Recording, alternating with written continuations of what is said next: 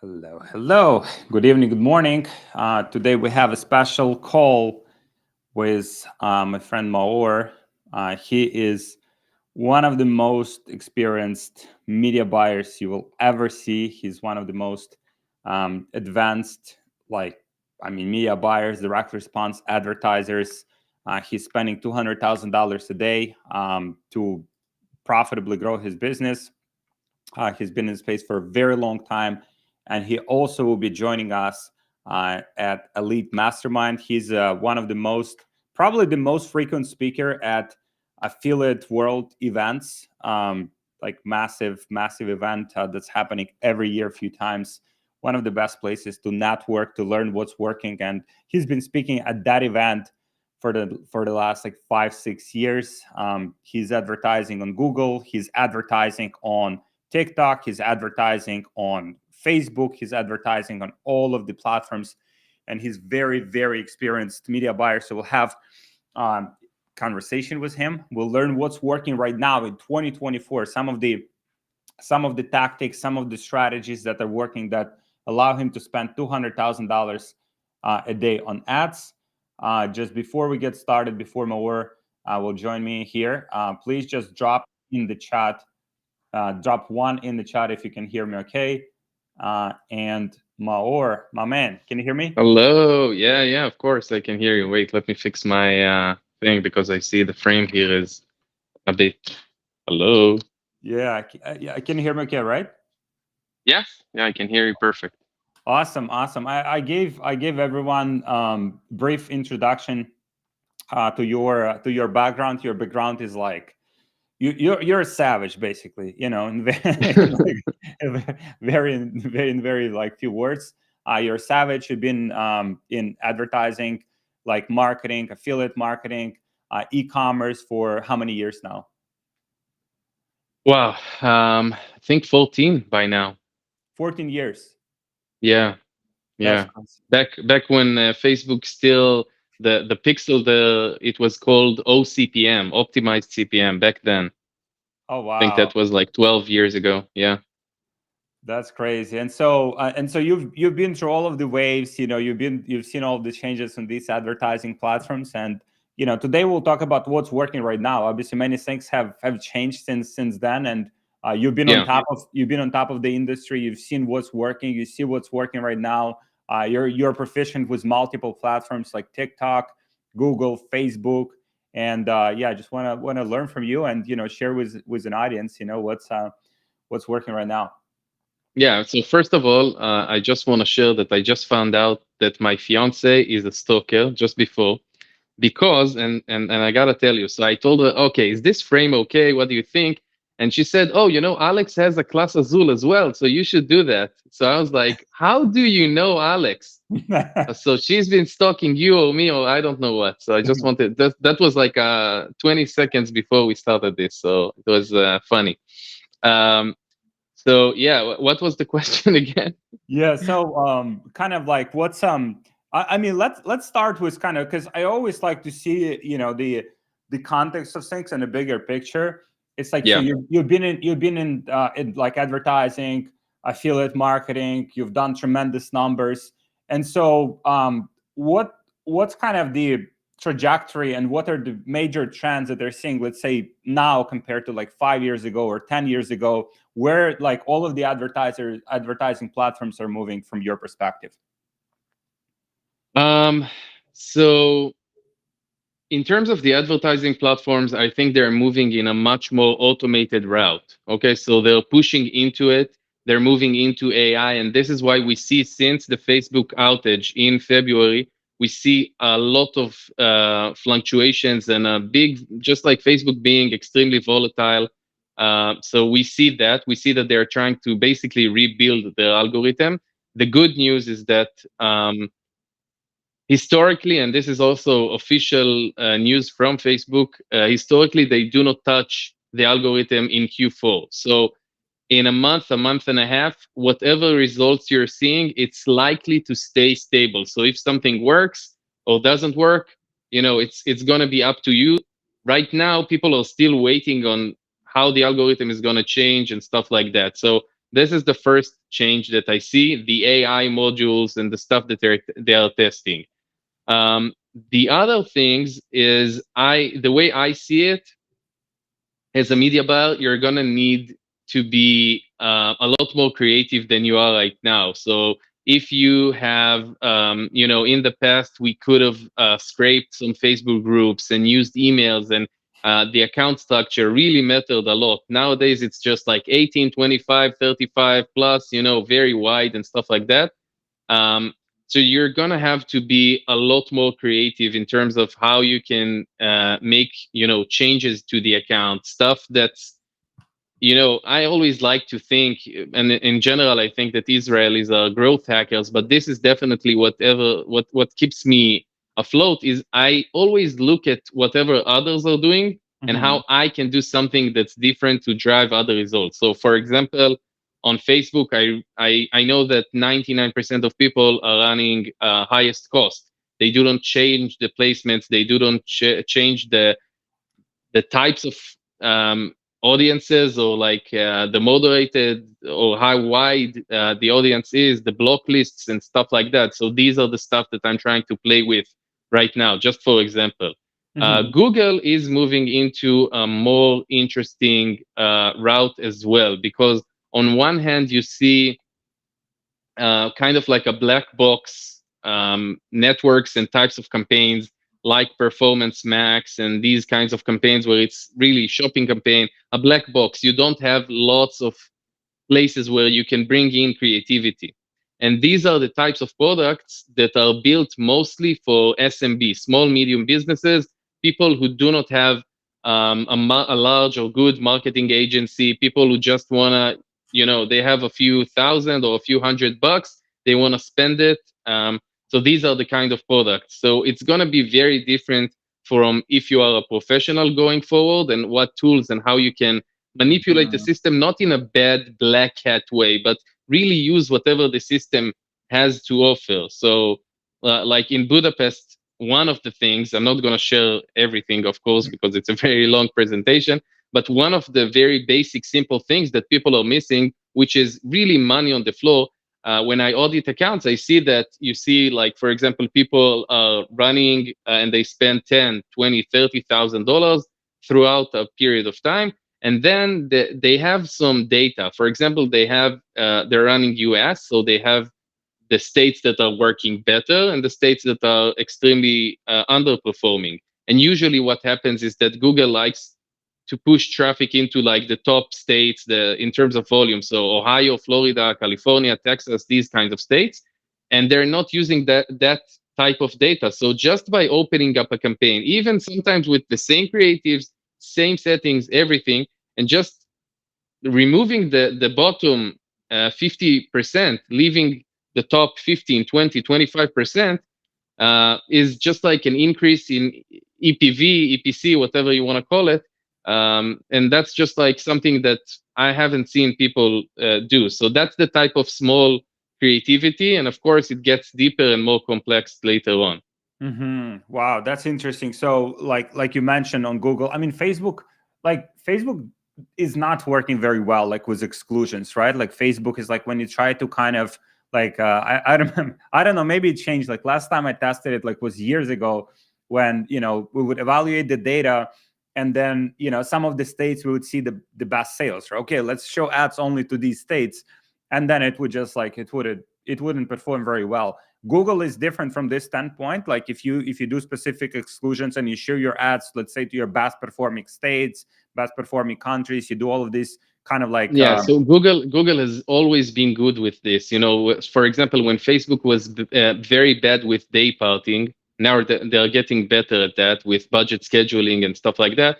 Google was always good with day parting. You can actually see the hours in time, especially with search campaigns, which is their main driver of revenue. You could see the states, you could see the times, you can see the devices and really remove them, and you will see an increase in results. Sometimes even very dramatic or immediate. The next day you're gonna see just like an increase of like 20% in ad spend, or like a decrease in 25% in CPA, definitely. I just think that the big issue with Facebook, and this is something that happens with Facebook and with native platforms like the top two, for example, Taboola and Outbrain, people are trying to take whatever is working and implement it into that campaign. And that makes complete and perfect logic because you're saying, okay, my rep is giving me the whitelist of publishers in Taboola and Outbrain. I know exactly what my competitor is running, so it's basically a shortcut because I don't have to spend money. I don't Mhm. have to start exclude or remove and stuff like that, publishers or ads and stuff like that. And we see time and time again that it doesn't work like that because the algorithm is so sophisticated. And I've been on calls with the algorithm team in Taboola a few times. I really tried to understand how that works. And what I understood is that they basically created a monster. It's almost like the stock market. They do not know how it works by now. So it's very, Sure. very complicated. The only way is to understand that every campaign, every pixel, every account, every set of creatives, and every product, and also every funnel, if you're running advertorial quiz directly to the product, you're gonna see different results. Even with Facebook, it's different types of campaigns. If you are using a tracker and you have like an affiliate style tracker like volume, red track, these kinds of trackers, you're gonna see different results if you're running ASC, which is the advantage shopping campaign, versus ABO, CBO, just like old manual campaigns. And you're gonna see one funnel sometimes is outperforming the other with ASC, and the complete opposite result with other stuff because I think it's like a different algorithm or something like that that happens. So Mm, what I believe in is that yes, lots of people are saying, there is the conception that you need lots of creatives, and then there is the conception that says you just have to spend lots of money and make sure you invest lots of money. In my opinion and my experience, 95% of campaigns that fail, especially on Facebook, are campaigns that never got the chance to to stabilize. So Facebook mm, needs something like 50 conversions a week. People don't understand the budget to cost the cost of the product. So basically, if they're selling their AOV is $100, sometimes the daily budget that they would put down is two, three, 400 because they're afraid of losing money. And what happens is that you're basically rolling the dice at the casino because you're not allowing the system enough data. And what happens is that usually the campaign either fails from the get-go, from the beginning, or it has very good 1 to 3 days where the CPA is amazing and then it drops. And the yeah, reason why it all the time, drops all the time. all the Yeah. time, and the reason why it drops is that the system, the platform understands that if you gave it a certain budget, for example, 500, that means that you allowed it at the very least the chance to get 12 conversions on that day.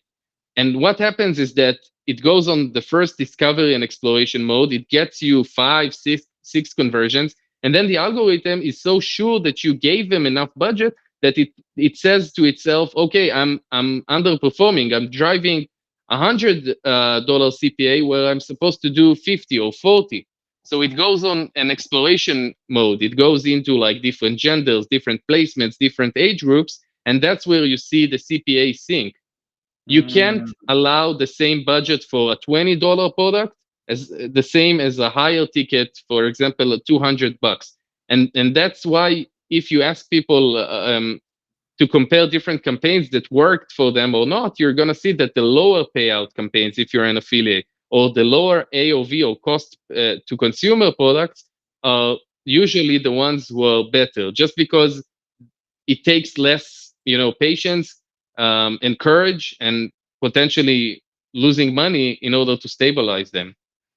interesting. So it requires like, I mean, if you want to advertise and if you want to like grow your business, if you want to go kind of big, right? Like you have to have this kind of mindset that yes, initially you might lose some money like advertising. You just have to be ready for it, right? Like Yeah. not to expect that like from day one you'll be profitable and you'll be consistent and you'll like, you can sit on the beach and like in Mexico drink like pina coladas.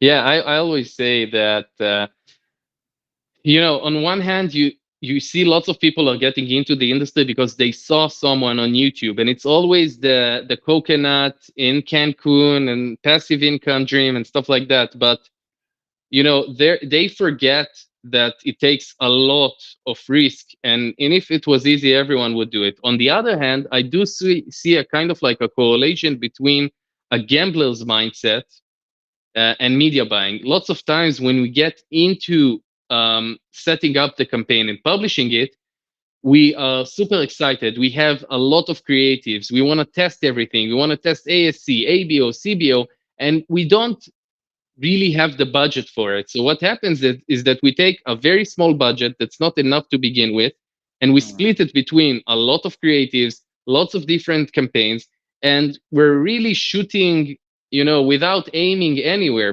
basically. So, I mean, you and me know that 5 years ago, 6 years ago, you could have pressed on the keyboard like this and you would have printed money. You could have like take melatonin and slept on the keyboard and money would print out at the night. You didn't have to monitor. If you lost lots of money, you knew that you can bring it back. Nowadays, people have to look at things as a business. If you and me were to set up an ice cream shop, I don't know, DIY product shop or anything, which was like a brick and mortar, really physical store, we would have had to pay a salary. We would have had to renovate it. We would have had to pay for inventory and stuff like that. People have to understand that nowadays, if you're looking to go on the white route that's going to make money potentially consistently throughout a period of time, you will have to go through that roller coaster. And sometimes we have mutual friends that have spent hundreds of thousands of dollars losing them every month for 2 years because they believed in the product.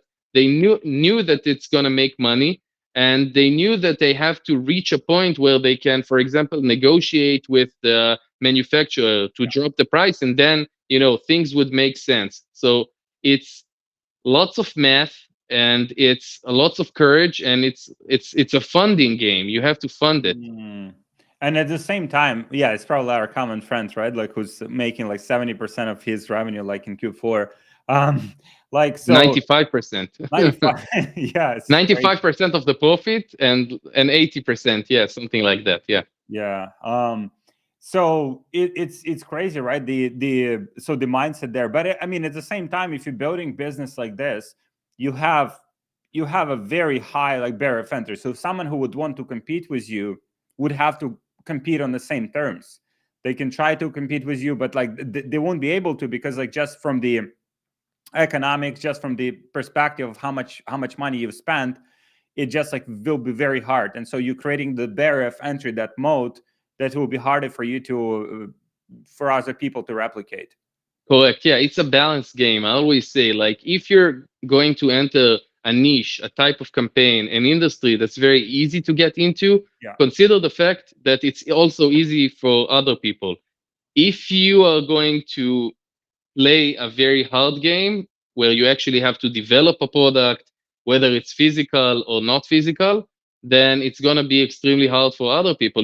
Regardless, we see it over and over again. People are looking at the product. They think that if someone is spending lots of money, then it must be profitable. They spend some money. Sometimes they even reap their ads. They launch and they lose money over and over again. Sometimes they try to drop ship it. Sometimes they try very low quantity.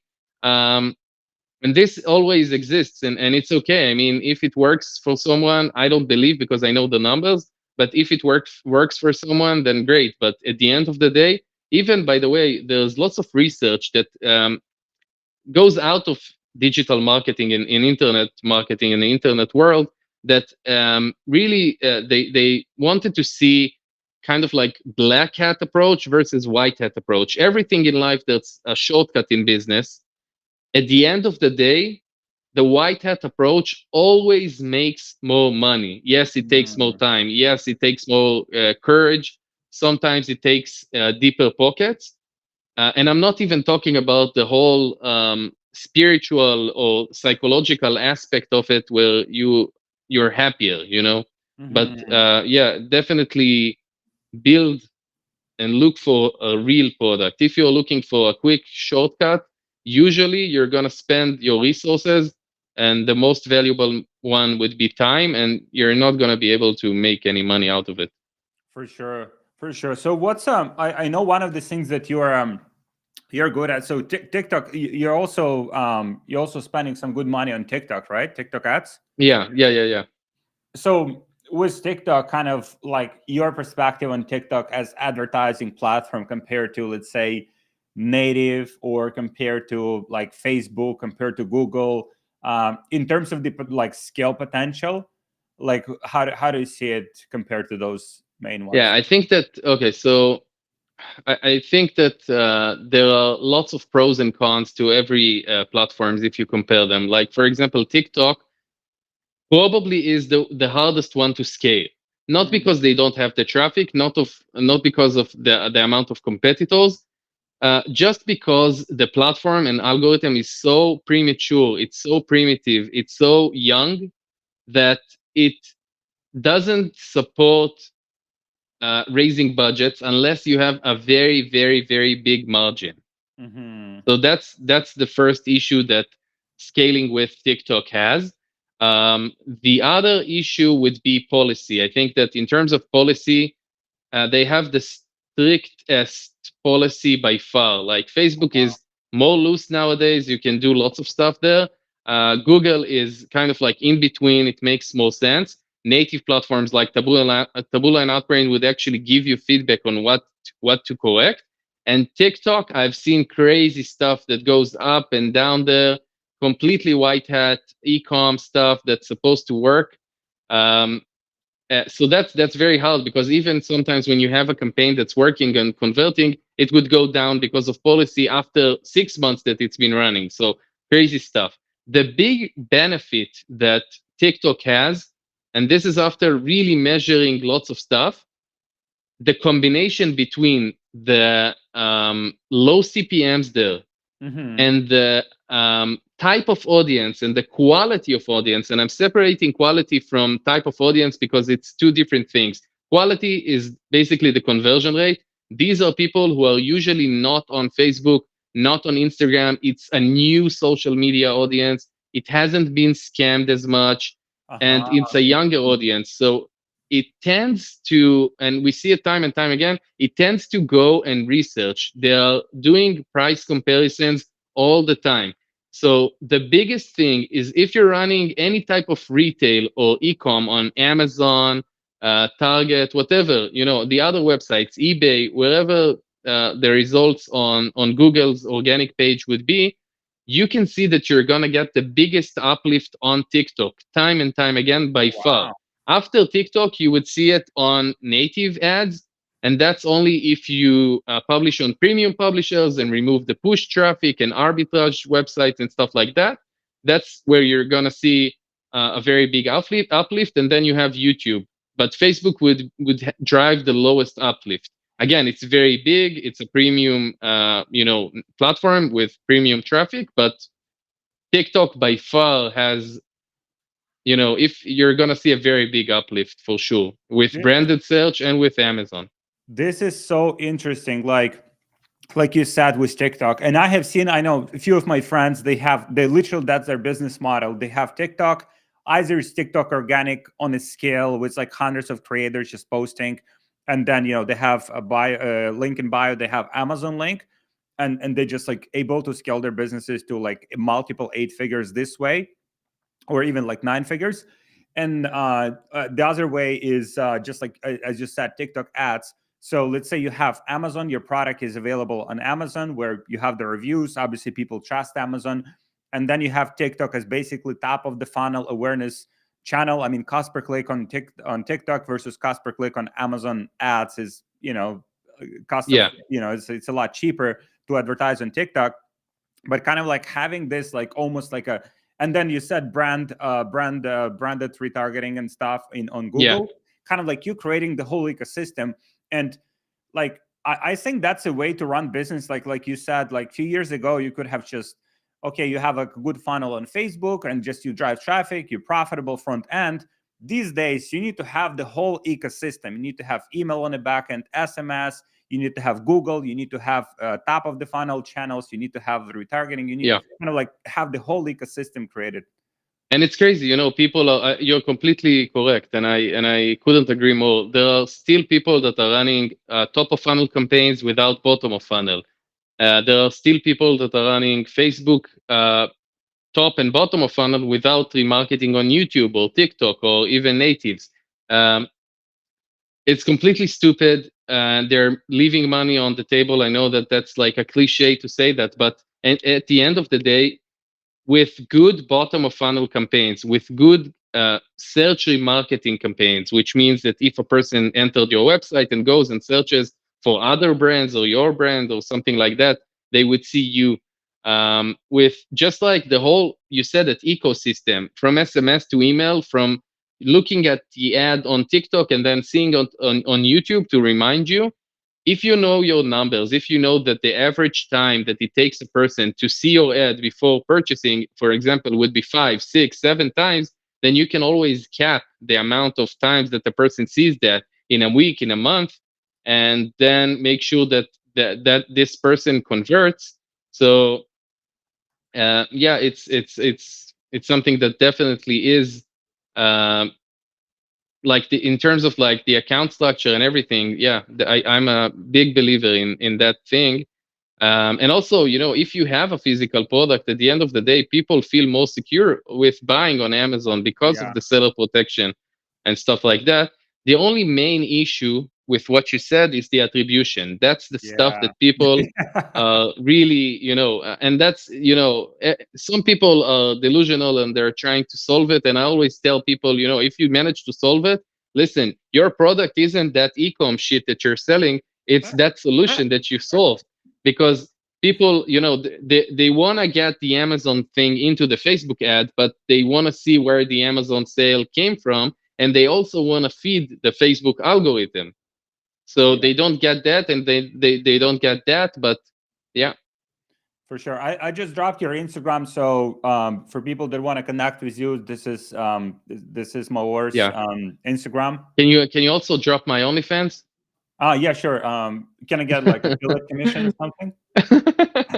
I'll get you the 10% for that. Yeah, for the really kinky stuff, 15. uh, we had a question here from Siban. If you had any success with demand gen? Oh yeah, definitely. Dimension is amazing. So I don't want to sound old, but back in the day, demand gen was really split into kind of like different stuff. So you can actually choose Gmail traffic and stuff like that. And now it's the evolution of discovery. They haven't just changed the name, they're changing a bunch of stuff. Yes, I have had lots of experience with that. And honestly, I think that because, I mean, Alex, you look like an iPhone guy. You have an iPhone, right? Yeah, yeah, yeah. Uh-huh. Okay, so I'm an Android guy, so I'm like a rebel. Like everyone buys PlayStation, I have an Xbox. Everyone has a Mac, I have a PC, and everyone has an iPhone, I have an Android, and I'm a really big Google fan. So for me, when I see the certain placements on the Chrome browser and on the Discovery home screen, it really gets me creative. I feel like 80% of the secret sauce to Dimension would be the ad. So I like Mm, to get inspiration from websites like that talk about travel and reward points, like the Points Guy and these kinds of stuff. And if you manage to dial in a true article that has some meat in it, meaning it gives actual or delivers actual value, and you can generate a headline that balances something that's clickbaity and enticing with the Google policy. So, for example, the Points Guy would do, I tried 20 speakers and this one changed my life. Here's why I would change. Here's mm, why I would stick with the new, Razer, blah blah blah. For example, or I stayed at 20 resorts in Cancun. This by far is the one that after I stayed at this resort in Cancun, I decided to cancel on all of the other stuff. I'm not a copywriter or a creative guy by any chance, but these kinds of stuff. If you manage to dial in the image with everything, I think the biggest advantage that a company like Google has is the resources. When you put the images, the videos, the headlines, the descriptions, the long and short descriptions inside the ad, Google actually makes something out of it. So it rotates them, but it also, the algorithm knows how to identify very small signals. That's the first secret sauce to dimension and campaigns in Google in general. The other secret sauce and big interesting thing would be micro conversions. So usually what people do with Shopify, if they have Shopify, they implement the Facebook app, and that gets you all of the micro conversions: add to cart, initiate checkout, everything. With Google, people just implement the purchase event. And that sucks because you're losing twice. You're losing with not feeding the algorithm the whole funnel, because the algorithm actually with Google actually cares about, it is optimizing at the end of the day on the end conversion on the purchase one, but it also understands the quality of traffic. Google always cared about the customer experience. They want to make sure that if you're looking for a bike, for a Mhm. scooter, you enter the website, that's actually what the website gives you. And they have benchmarks. They know the conversion rate to add to cart, the conversion rate to start checkout, the abandon rate, and they actually score your website and funnel and product according to that. And Mm. that's going to drive lower CPCs and higher conversion rates. And just like Google is going to give you more traffic, basically. Once it gets dialed in, it's amazing. The second thing that you're losing by not implementing micro conversions is the ability to optimize without spending lots of money. So, for example, if you're running on YouTube and you know that your conversion rate from the advertorial, from the start of the funnel, the quiz, into the product page, for example, would be 50%, 30%, doesn't matter what. And you're seeing a certain YouTube channel um, that's driving 10%, you don't have to wait till it spends a few $100. You can just, exit. And these are like the two big things that impact these types of campaigns. Awesome. And so we had some questions here. Can you please explain how to leverage one ad platform success help with other platform?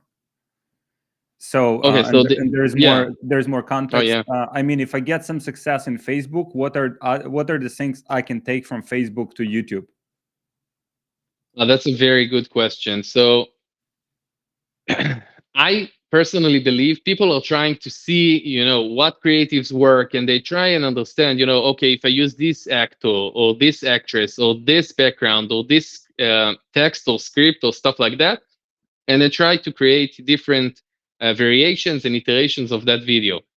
At the end of the day, it's my belief that the algorithm is stronger than anything. So if you're seeing an ad, a creative that works better than others, it doesn't necessarily, or usually in my experience, it doesn't mean that that creative has a secret sauce.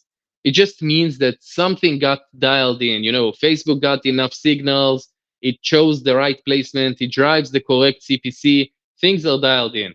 So lots of times people are going to try and take that winning creative into TikTok, YouTube, and other platforms, and they don't understand why it doesn't work. So the first thing is understanding that every platform with every campaign is a new beginning, a new journey. Yes, you will see some creatives that are complete losers that you shouldn't take.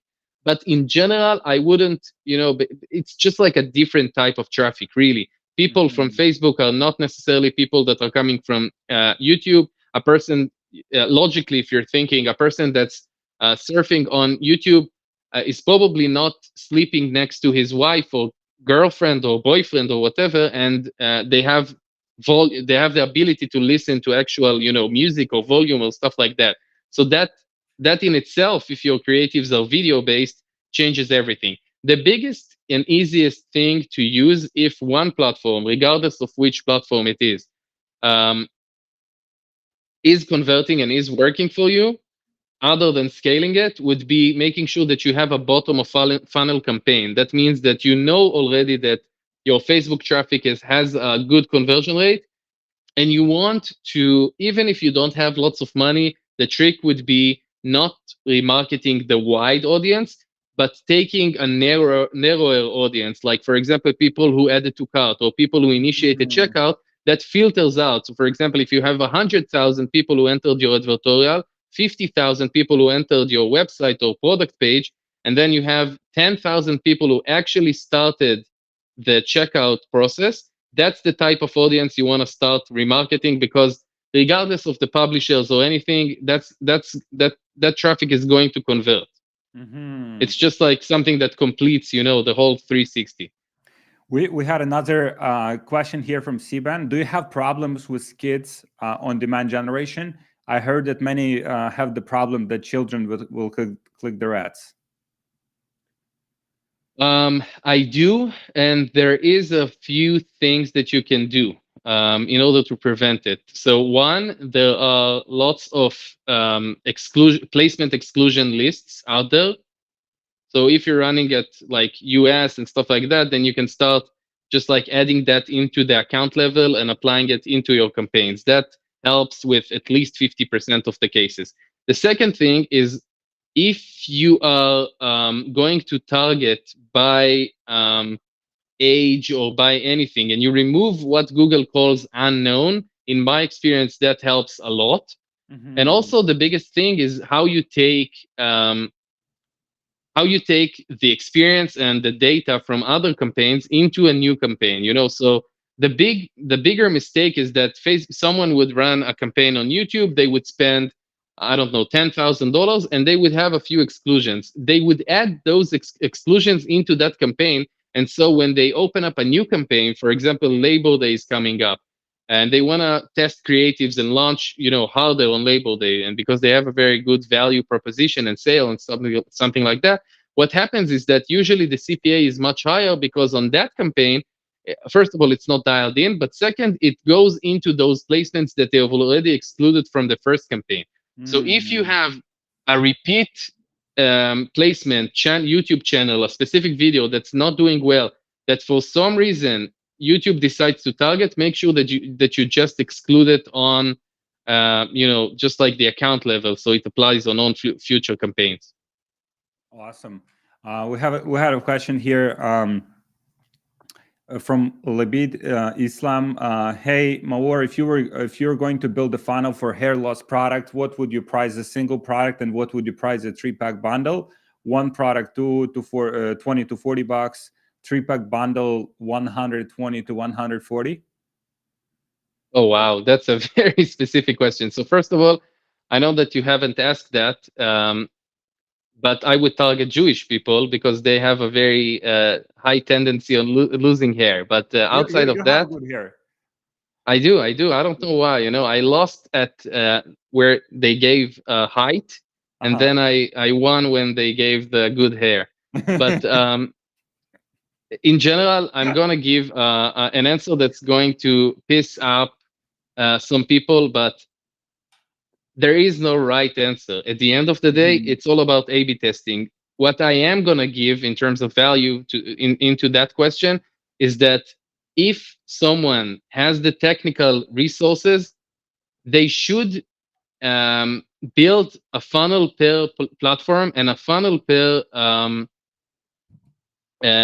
type of campaign. So, for example, if you know that you're running YouTube, sometimes TikTok or YouTube would have different AOVs than Facebook. So you want to price it at a different level, or also drive different or present different bundles into that funnel. So it's not just A/B testing; it's A/B testing within each campaign. So if you're Mhm. using Checkout Champ or any platform that helps build funnels, then you want to make sure that you have different types of URLs for different platforms, and then see whatever's working. Same for upsells and downsells, by the way.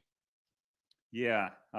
So one of the things, I mean, yeah, we just our business also on Checkout Champ, and yeah, there's just so many variables. I'll just add from my perspective, there's just so many different variables in terms of the kind of like even in upsell sequences, there's so many things you can like split test against each other.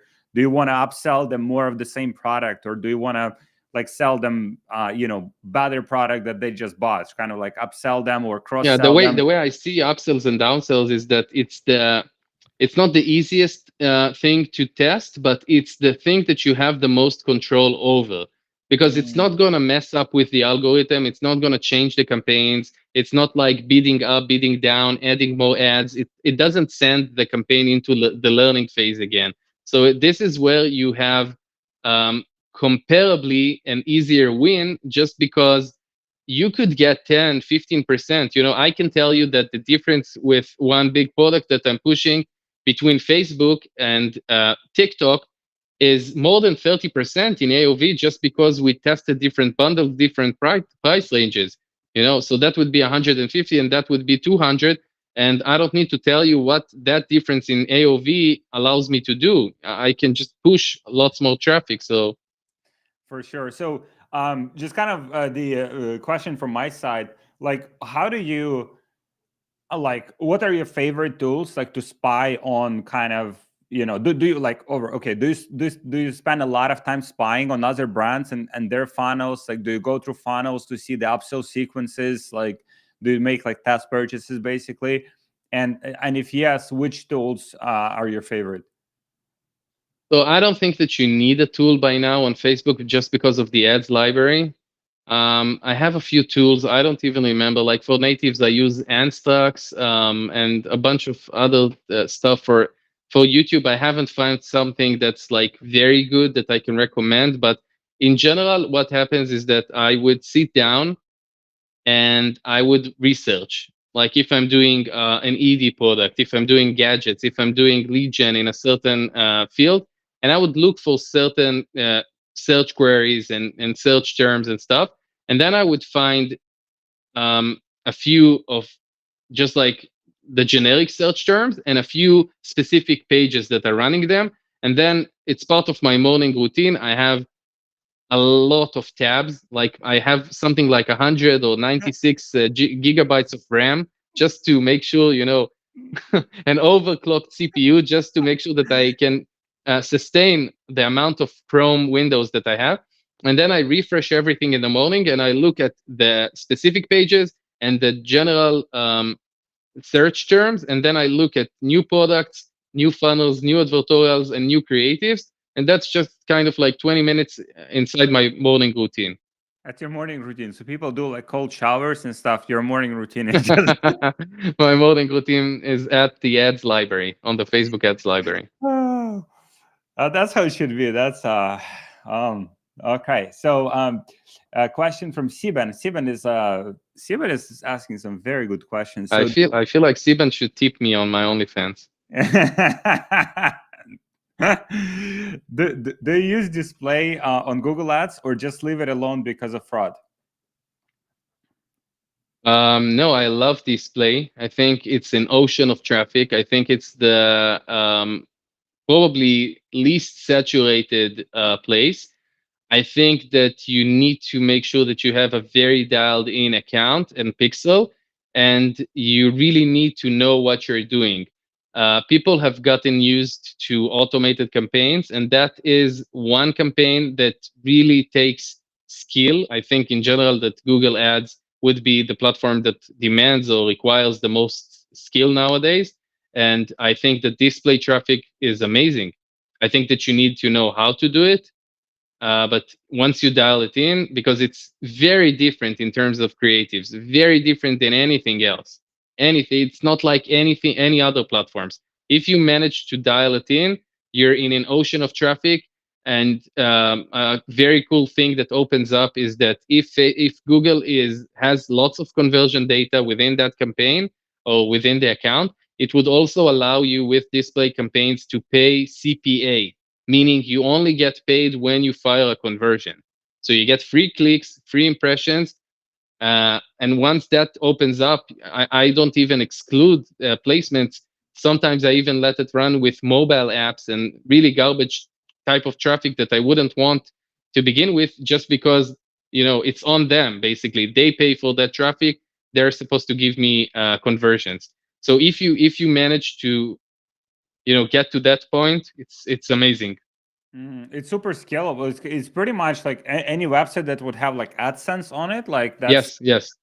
oh wow, yeah, that's like probably like And from the also you can choose specific websites. You can target specific websites.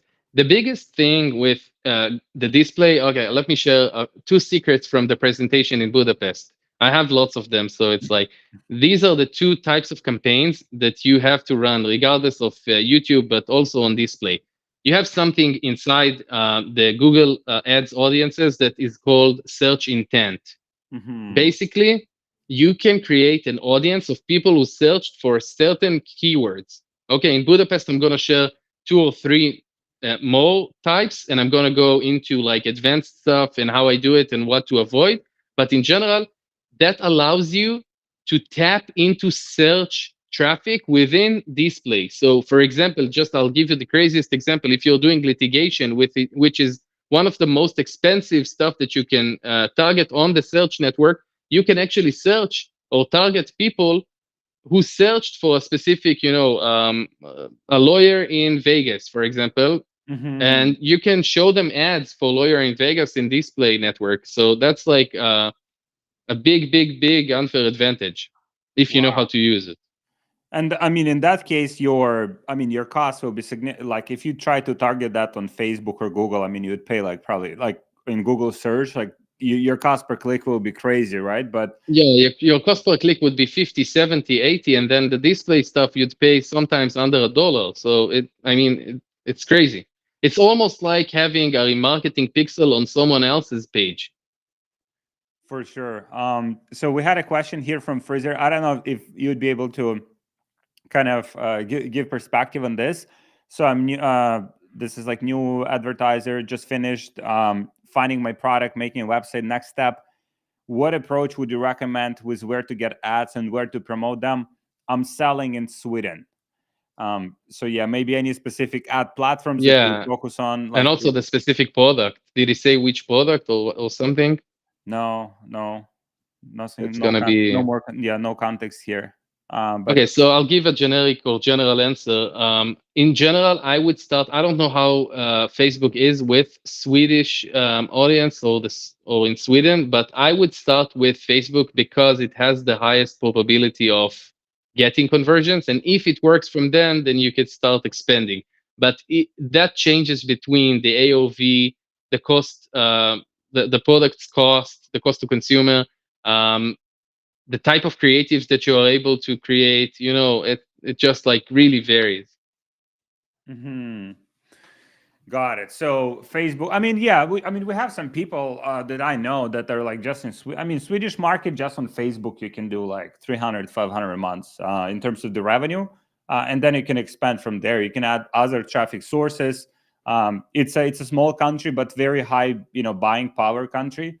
Yeah, And I then you mean, can. it's very hard to strategize because, for example, I don't know if that product has a search volume or not. If Uh, if they're tapping into a solution that's already out there and they have competitors, sometimes you want to go with a search campaign because it's gonna give you very stable results once it's optimized and you excluded certain search terms, and you're gonna get very high value from that. But yeah, in general, Facebook is definitely a place that you wanna consider starting with.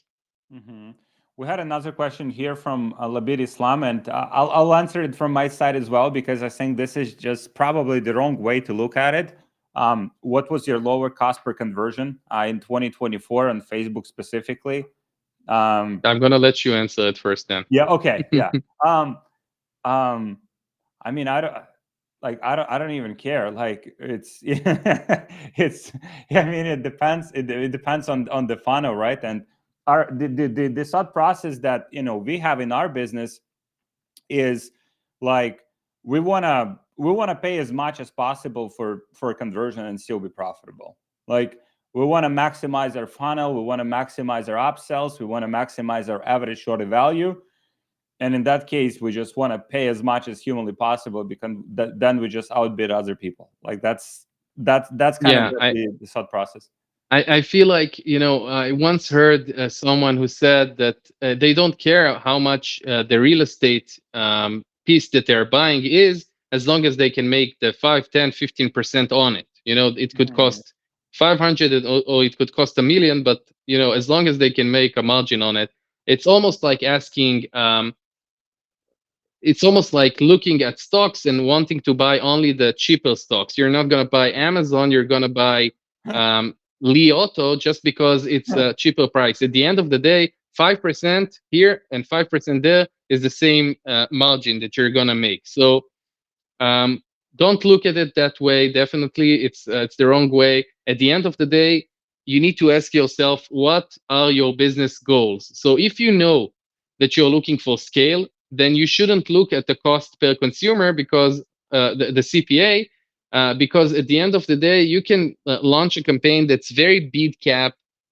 You're gonna spend $100 a day. You're gonna get 3 conversions, make I don't know 1,000% ROI, but it's not scalable. You're not gonna be able to scale it. So don't look at the cost per consumer as a target. You know what I mean? Like look at the bigger picture. Try and strategize on the whole thing. For sure. And like, I mean, many of my friends, probably a lot of your friends too, and you yourself, is like we run ads sometimes at a loss. Like we run, like, let's say if we're selling a product, and if we're selling a consumable product, and we know that, let's say, 40% of those customers that buy from us today will come back to us like in like 1-2 months, and will buy, and over the next 6 months they'll buy like 2-3 more times, and our LTV on Hmm. that product is like 3x what we are getting on the front end. Then, I mean, we'll just run ads at a loss. We'll just Correct, get, correct. we'll, If you know the numbers for your business, nothing can break the numbers. Basically, you're a casino. You know, a casino doesn't care if you just won or lost. It knows that throughout a longer period of time, you are going to lose, and they're gonna make their margin. They know mm, exactly how much they're gonna make with every game, and that's the same thing. If you have, the right numbers in place, you know how much each product costs you, what's your chargeback rate, what's your refund rate. You need to know that, and if you have an agency, by the way, that person who asked the question, a big sign of a client that you don't want to take is someone who doesn't know these numbers by heart. If mm. you're asking a client as an agency owner, what's your AOV, what's your chargeback rate, what's your refund rate, and they start, oh, it depends on the day, or oh, it depends on, and then you know that this person is basically They'll tell someone you, you don't want to touch. we need 5x ROAS. Why it's not five? We spent $20 on ads. Like, what? Yeah, yeah, exactly. Oh, I spent $5 and I made like $100. Now I'm gonna do the same with $1,000. No, you're not. And please, we're calling you back from Earth. If you want to land back here, we miss you. For sure. Another question here from Timonachi Glass. Timonachi Glass. Gee, man, I mean, these guys have so interesting names. Timonachi Glass. I wouldn't be able to pronounce them. I'm very happy that you're reading that. I'm barely, I'm still working on my accent too. So how would you run ads for workout supplements like a GNC store? Hmm. Okay. I mean, so with a store that has lots of SKUs like GNC, I would definitely go with the products that fit those kinds of like stuff. So, for example, Facebook is really pushing into catalog ads. I Mhm. would also open up a Facebook store because that's something that I've been pushing. TikTok store, very, very, very big opportunity. If you have lots of SKUs, that's a really interesting and very, it's not as easy to open up because you have to really know a rep there, and you need to sell them with papers and stuff like that, and show that you are really the owner and you're not drop shipping them because they care about the quality. But that's definitely something to do. And then you have the Google Shopping Network, definitely something that you want to test.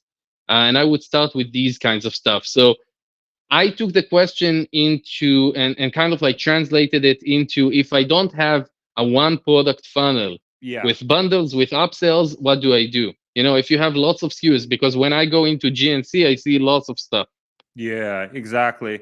Exactly. But let's say if you have 20 supplements, and then like one of them generate like 70% of your revenue, then what would make the most sense is like take that product, create a funnel for it, maximize the average order value, maximize the upsells, maximize, all the sequences that go after that. Just use that product to get people in, and then through email, through SMS, sell people other products. but find Correct. something that you can use as a lead magnet basically to acquire customers. Definitely. If you have a hero product, then that's definitely the way to do it. Yeah. And then you need to also make sure that your other supplements are complementing it in some way, that it taps into the same audience. ED is not the same as weight loss, and hair products are not the same as, you know. For sure. Any specific markets like in Europe that you have seen like you were like shocked kind of like out of their performance, like some very promising markets for you like in Europe specifically? Yeah, actually, I've seen crazy results and crazy ROIs for Latin America, Oh, interesting. Chile, Brazil. Crazy. Mercado Libre, their eBay Oh, yeah, yeah, is uh-huh. just like, if you look at the numbers, I think it's very interesting. And I've heard and saw some numbers from other e-com stores with lots of SKUs. Um, Crazy, crazy, crazy opportunity. Honestly, I don't know why I'm not doing something with it. Very low CPCs, very high conversion rates. It's just like an evolving market. If someone has any connections there or any unfair advantage with that geo, definitely something to explore. Hmm. Yeah, it's like the level of, I mean, let's say if you're selling in the US market, like to sell effectively in US market, for example, I mean, you have to be like very good marketer. You need to have like very good like understanding of the And platforms. You also need, very good product. yeah, exactly. And then your I mean your funnels, everything has to be dialed in if you want to compete on a higher Yeah, you level. have 0% of like margin for errors. This is like, in terms of geos, this is the Olympics. Someone that starts there, going back to that guy who sells in Sweden, he probably will have an easier time in Sweden, Yeah. because with US, it's just like, wow. Yeah, exactly. And then at the same time, like you mentioned in South America, you can probably fuck up like pretty bad, like and still make Oh money. yeah. Yeah, you can have like unless you're sending to a 404, a page that's non-existent, you're probably gonna sell. Yeah. So we had a good one here from regards David. How to run Nutra products on YouTube. Why? You're making me laugh. uh, Uh, so how I'll, would I'll you let run you like answer it. for me? We're not heavy on YouTube. So you have it on YouTube? Yeah, I am, and I love all Google products. I feel like I don't know if this guy is asking regarding the campaign structure, the creatives, or anything like that. So it's, for me, it's too much of a wide range of a question. I don't know where to start, to be honest. Uh-huh. Okay. Yeah. If you can clarify regards David, if you can clarify, kind of give more context, like what specifically you want more to help us with, and The amount of people who come to me, at conferences and events, and they're asking like questions like how to scale, how to run, how to make money, how to lower CPA. It's very wide ranged. Mhm. I like when people are telling me, okay, I've tried this and that, I got Yeah. this result. Hmm. So he said he's an affiliate. So yeah, As an affiliate, you have lots of different stuff. So first of all, how are you creating the creatives, and what creatives are running for that specific type of product? That's the first question.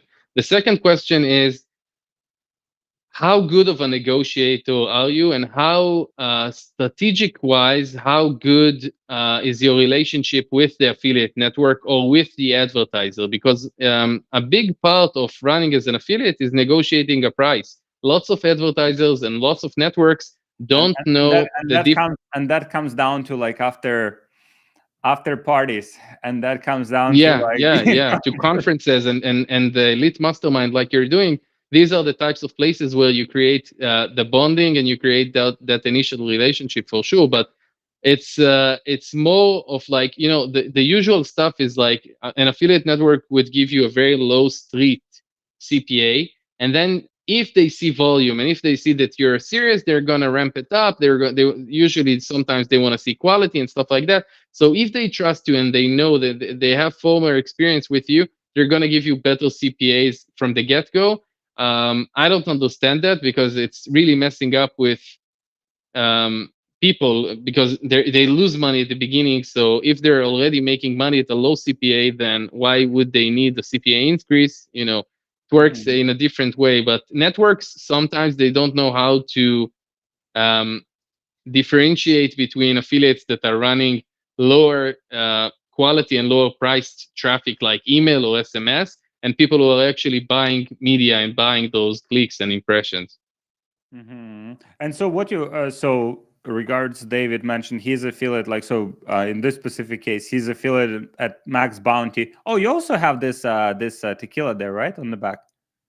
Oh yeah, I have full class azules. Oh So wow, I they have the have. mezcal, I have the añejo, the reposado, and the gold one. Oh wow, these are fancy Yeah. ones. So it's basically like in your experience, for example, if someone works with a platform like Max Bounty, like would you go direct? Like would you try to find an advertiser and like have a deal with them Oh yeah, directly? definitely. Um, I mean, there are cons and pros to running with a network. With a network, you know that you're gonna get paid 99% of the times, unless you drove fake traffic and fake sales. But and with advertisers, sometimes it doesn't work. Someone can go bankrupt, and the network would still pay you. Um, and networks, sometimes they would have easier payment terms. They can pay weekly, or even twice a week, or bi-weekly, and stuff like that. So there are like pros and cons again to it. mhm, But in general, if you're looking for higher margin, high CPA, then yeah, you want to go direct if you can. mhm. I think that networks also evolved in a way that lots of their products are theirs now. So networks are advertisers nowadays. Oh, not. Oh, really? So these are their own products. Yeah, you can go on MaxWeb and other high quality networks like DFO. They would run their own stuff. Oh, wow, interesting. Um, so yeah, I think this one I can understand this question. Are all stores and products the same for 20? What is it? Yeah, I think I it's. feel like we need Google Translate for that one. All How right. many people are watching this right now? I don't even know. We have 142 Oh here, and wow. yeah, and we have 21 on Instagram right now. Wait, so let me say that I also have a best-selling book. It's Oh, called nice. Unleash Your Inner Wolf. Yeah. Someone actually mentioned that like when we just started the conversation, Uh-huh. someone mentioned that they read your book and they loved it. Oh yeah, it's something I really poured my heart into. It's like 2.5 years. It's everything I learned from lots of therapy sessions, as you can see that I've been through quite a few. Uh-huh. And Is that therapy, and like therapy, like psychology, or like? oh yeah, psychology and different types of stuff. So it's like I've been to 42 psychologists, like ever since I was in kindergarten. Like back then, they said that if you are using like black colors or something, then you need basically therapy or something. And so I learned a lot in therapy, and also a lot of business development stuff. So anything from the Tony Robbins stuff that I've done to other personal development seminars. So it combines that with the experience I have with like partnerships. So it's not a tactical book. It doesn't talk about whatever Mhm. we talk today. It's about how to create partnerships, how to negotiate a good deal, how to maximize your time at a conference, stuff like that. And it has like personal stories. It's not a long book. It's not expensive. It's like $5. Where people can find it? On Amazon. Unleash Your Inner Wolf is the name. It's Uh-huh. also on my Instagram page, and I also have lots of free content on my YouTube channel, which is again Maor Benaim or Maor the Wolf or something like that. They can just look it up. Unleash your inner wolf. Yeah, it's a Uh-huh. yellow book, yellow cover. Uh-huh. Okay, cool. I'll drop it here if you guys wanna like check it out. Oh, it's on And it's channel. also an audible, by the way. It has like an audiobook, so if you like listening. Uh-huh. Does it come with OnlyFans membership? It comes with a few pictures that I signed personally from Uh, my private collection. It's a limited collection. okay, that's wonderful. That's wonderful. um, yeah, man. I think overall, like mindset is mindset is something that, I mean, obviously people want to know the tactics, like, which button to push. But I mean, at the end of the day, it's like, how do you see yourself? Like, I mean, the self image, how do you see yourself? Do you see yourself as someone who just like, kind of constantly starts something, never finishes? Whether you see yourself as a successful entrepreneur, and I mean, all of that kind of like confidence obviously builds over time. You have to prove to yourself that you can Yeah. do it.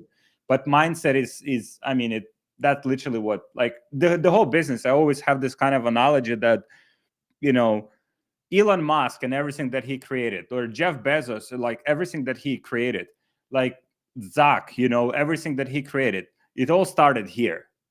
Hmm. Like, it all started here, right? He had the idea, he had the vision, he had enough balls to pursue that vision and convince other people in his vision, and that's what created all of these amazing companies that, like, I mean, if not for those companies, like, we wouldn't have this conversation today. Like, we're kind Correct. of like Correct. we're existing on the backbone, like we wouldn't have this Yeah. conversation here. Yeah, definitely. Someone invents something like ChatGPT, and then the people who use it do different stuff with it. And I wanted actually to talk about mindset from the beginning. I think that first of all, you asked me if I'm a person who starts, never finishes, or really is consistent with what he does. I think that um, lots of people have an idea on writing a book, but believe it or not, writing a book is something that is very fucking hard. It Mm. takes a lot of time. It's a roller coaster. It's like a small therapy session with yourself. Then you have lots of developmental edits, and this wasn't written by AI. It takes a lot of time to format it, to edit it, to buy the barcode, to the serial numbers, and to design the cover and stuff like that. It's a process. It costs money, but it costs lots of time and other resources.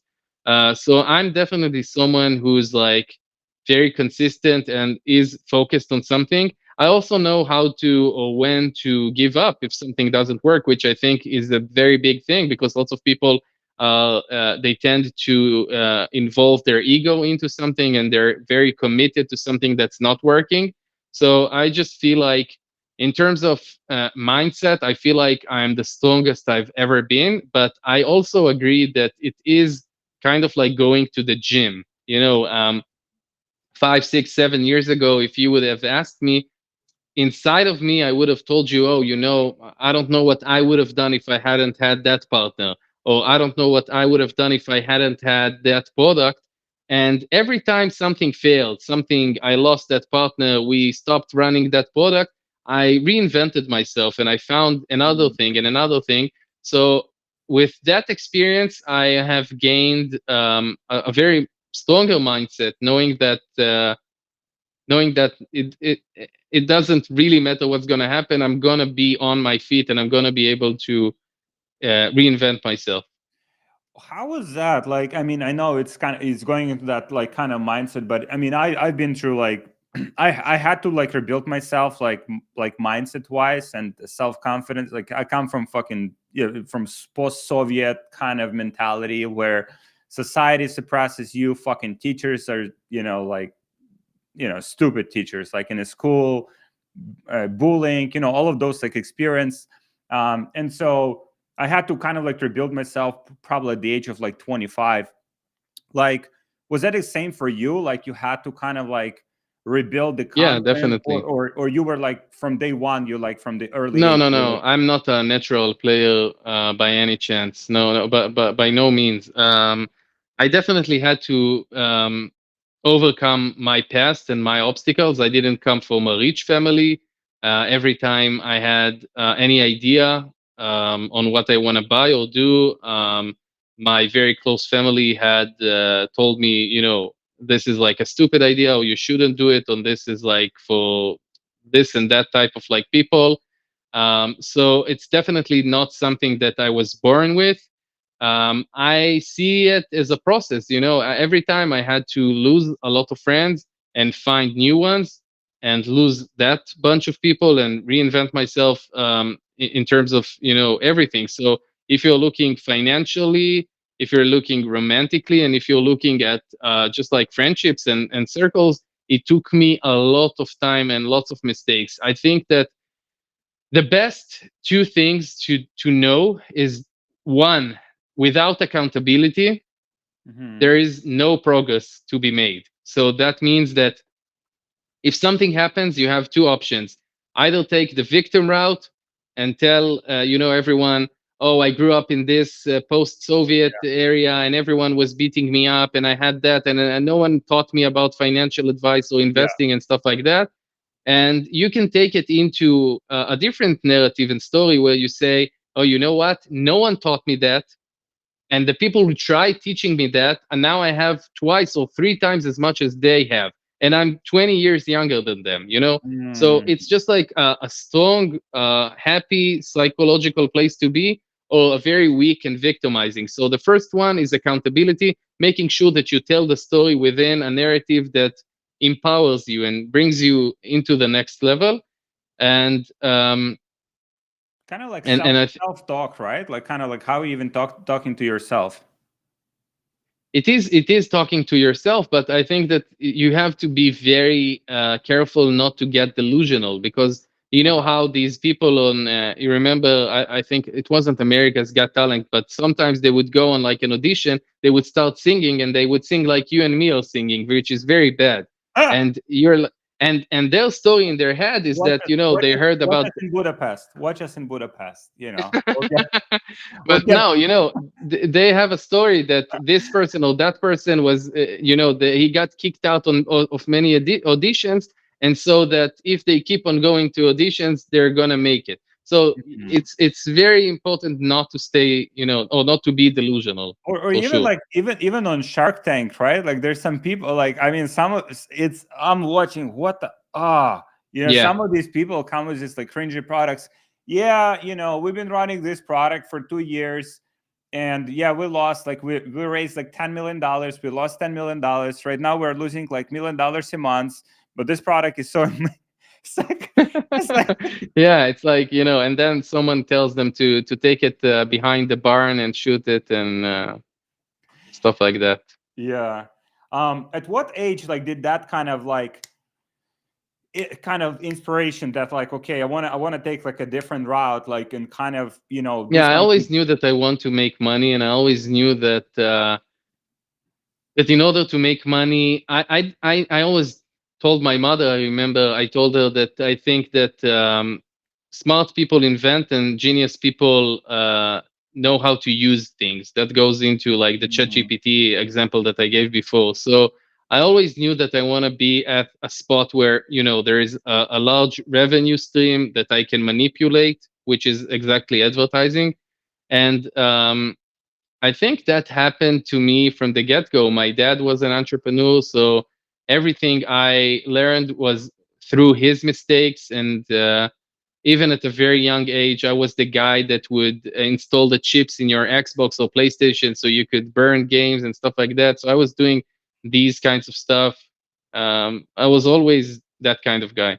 And was it something like kind of the like when you got into this industry, like did you go to the event, like did you go to some kind of did you meet some people that were like making a lot of money and you're like fuck it, it's like if they can do it I can do it as well.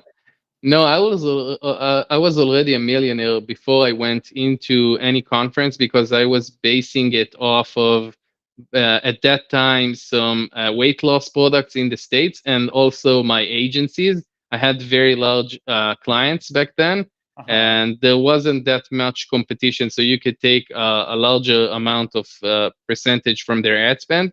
So I already made my first million when I got into the conference. So when I looked at the amount of opportunities and how things are done, I wasn't looking at, oh my God, they're doing it, I'm going to do it as well. I looked at myself as a player in that field already. Uh-huh. Interesting. Interesting. And how did you start with an agency?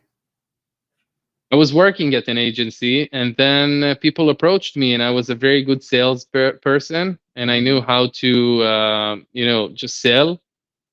I was building websites before, so I had like lots of experience with like pitching and how to do very cold traffic, just calling them up by looking them up online, and that was something that was easy for me, because I had a very high conversion rate. Like, if you know how to sell, if you know how to negotiate, and if you know how to connect with people, that's 90% of the tools that you need, because at the end of the day, we're in an industry that's like very unique. Because if you take someone who sells mattresses or someone who's in insurance, they know lots about their world, but they don't know about other stuff.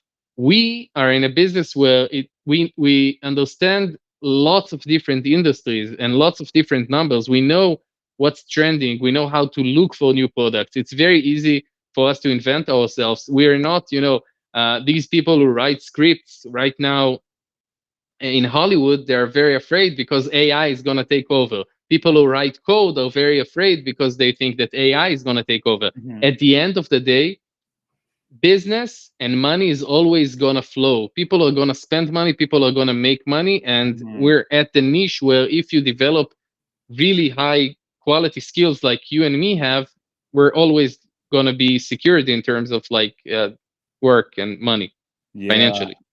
That the exact that's how I look at it as well. It's like whatever experience, because yeah, people getting into the business like and they're expecting their first business to be successful, they want to get rich fast, that's normal, but like at the end of the day, it's not like even the first success that you'll have, but the experience that you gain and the skills that you gain in the process that will set you up. Like, okay, let's say the first year sucks. The first 2 years suck, but you accumulate experience and then you apply that experience to something that actually working and like make you like millions of dollars, tens of millions, hundreds of millions of Yeah. dollars.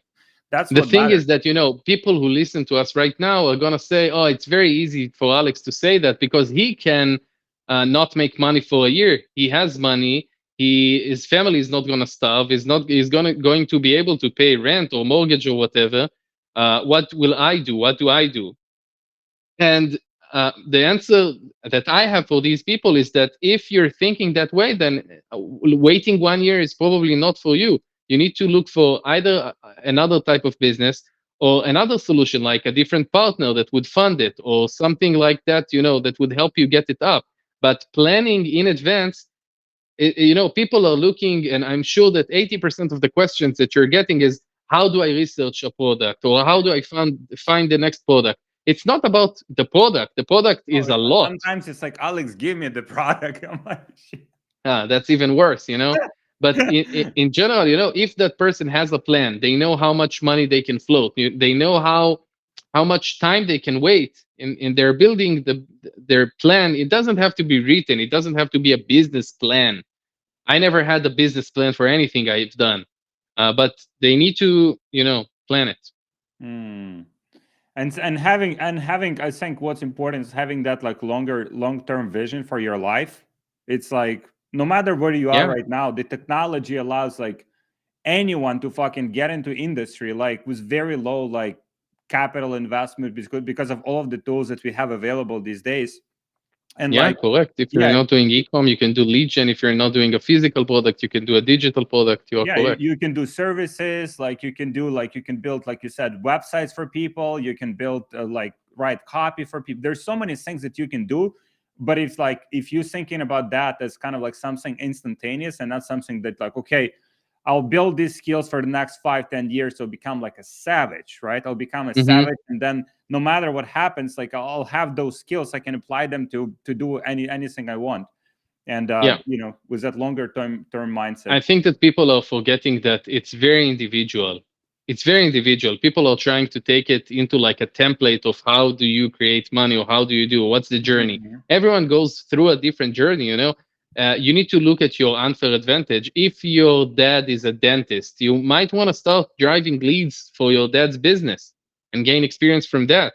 For example, if you don't have a dad that has a business that you can run or help him scale, then you have friends or you have other family members and stuff like that. So you want to look at your specific unfair advantage.